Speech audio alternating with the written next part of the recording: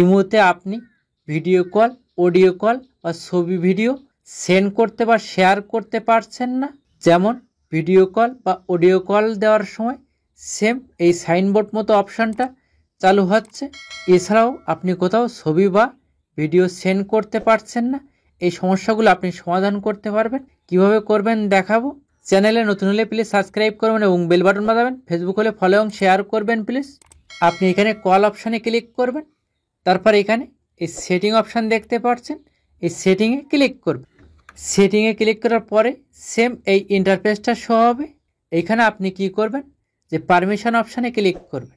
First এখানে আপনি নোটিফিকেশনে ক্লিক করবেন, এটা আপনি অন করতে চাইলে অন করবেন, অফ থাকলে আপনার ইচ্ছা। এইখানে ক্যালেন্ডারে ক্লিক করবেন, এটাও আপনি এলাও করে দেবেন। তারপরে এখানে কল লগে ক্লিক করবেন, এলাও করে দেবেন। ক্যামেরা অপশানে ক্লিক করবেন, এখানে আপনি এলাও করে দেবেন।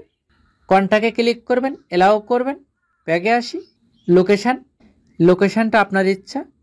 তারপর এখানে মাইক্রোফোনে ক্লিক করলাম, এখানে আপনি এলাও করবেন। ব্যাগে আসি, মাউস অ্যান্ড অডিও এখানে ক্লিক করবেন, এটাও আপনি এলাও করবেন।